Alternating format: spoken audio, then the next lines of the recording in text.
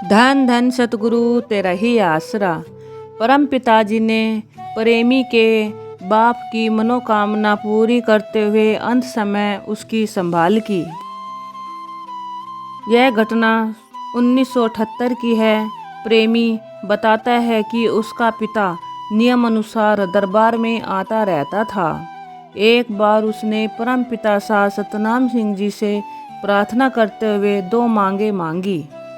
उस दिन कुल मालिक परम पिताजी स्वयं ही प्रत्येक प्रेमी के प्रश्नों के उत्तर दे रहे थे। प्रेमी ने प्रार्थना की, एक तो उसकी लीव सतगुरु परम पिताजी के पवित्र चरण कमलों में हमेशा जुड़ी रहे, और दूसरी यह कि जब वह अपना चोला छोड़े तो पूज्य परम पिताजी कम से कम 1 हफ्ता पहले उसे बता दें तथा अंतिम समय भी स्वयं उसे लेने आए। इस पर सच्चे पातशाह जी मालिक वाली दो जहान बहुत ही खुश हुए और वचन फरमाया, भाई प्रेमी की मांगे तो जायज है, मालिक अवश्य ही पूरी करेगा। प्रेमी के बाप ने सन 1978 में चोला छोड़ा था। उसको अपने चोला छोड़ने का पूरा 1 हफ्ता पहले पता चल गया था। जैसा कि उसने कुल मालिक जी से वचन लिया था, वह अपने अंतिम समय तक भी बिल्कुल ठीक ठाक था। वह खूब अच्छी प्रकार से बोलता, सुनता और देख सकता था।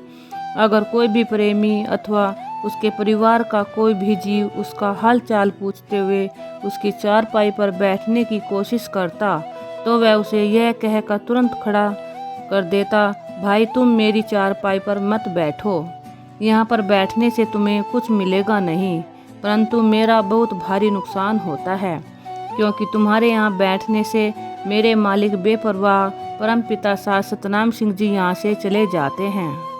सतगुरु जी के वचन अनुसार उस प्रेमी ने जिस दिन चोला छोड़ना था, उसने 3-4 दिन पहले उसके लड़के प्रेमी ने अपने बाप की सेहत के बारे में पूछा था।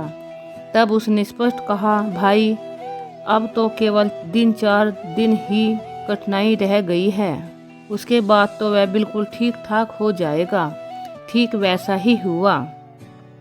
जब उस वृद्ध प्रेमी ने अपना चोला छोड़ा तब उसने पहले अपने पास बैठे सारे परिवार को धन धन सतगुरु तेरा ही आसरा का नारा लगाया।